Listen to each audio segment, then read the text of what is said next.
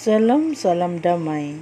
Kita bertemu lagi dalam santapan firman Tuhan hari ini 10 hari bulan April 2023 dengan renungan Injil Matius bab 28 ayat 8 hingga 15. Kita dengar dan renungkan bersama. Pada waktu itu perempuan-perempuan pergi dari kubur, diliputi rasa takut dan sukacita yang besar. Mereka berlari cepat-cepat untuk memberitahukan kepada para murid bahwa Yesus telah bangkit. Tiba-tiba Yesus berjumpa dengan mereka dan berkata, "Salam bagimu." Mereka mendekatinya dan memeluk kakinya serta menyembahnya. Maka kata Yesus kepada mereka, "Jangan takut, pergi dan katakanlah kepada saudara-saudaraku supaya mereka pergi ke Galilea, dan di sanalah mereka akan melihat aku." Ketika mereka di tengah jalan, datanglah beberapa orang dari penjaga itu ke kota dan memberitahu segala yang terjadi itu kepada imam-imam kepala. Dan sesudah berunding dengan tua-tua, mereka mengambil keputusan, lalu memberikan sejumlah besar uang kepada seldadu-seldadu itu dan berkata, "Kamu harus mengatakan bahwa murid-muridnya datang malam-malam dan mencurinya ketika kamu sedang tidur.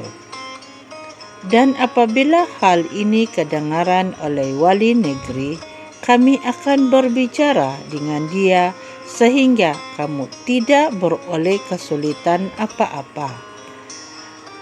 Mereka menerima uang itu dan berbuat seperti yang dipesankan kepada mereka, dan cerita ini tersiar di antara orang Yahudi sampai sekarang ini. Injil Tuhan, terpujilah Kristus.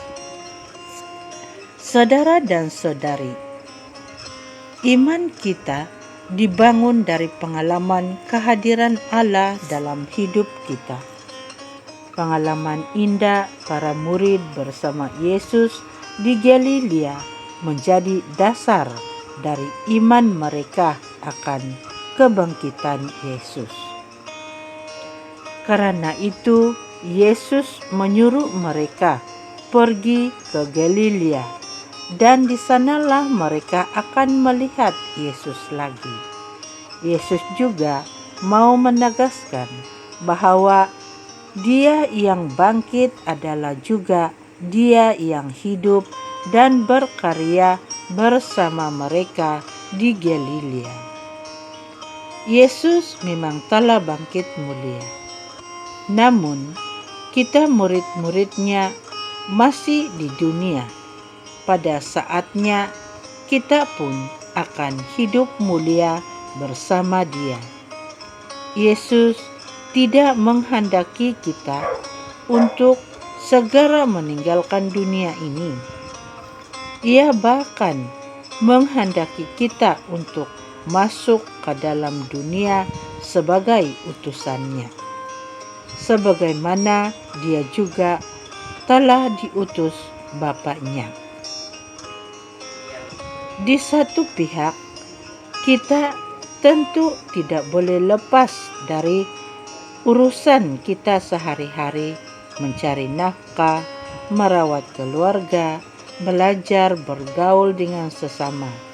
Namun, itu semua kita lihat kini dengan pandangan yang berbeza, yakni pandangan seorang utusan Tuhan yang peduli pada keselamatan umat manusia, di mana bukan lagi kehendak kita masing-masing yang utama, namun kehendak Allah.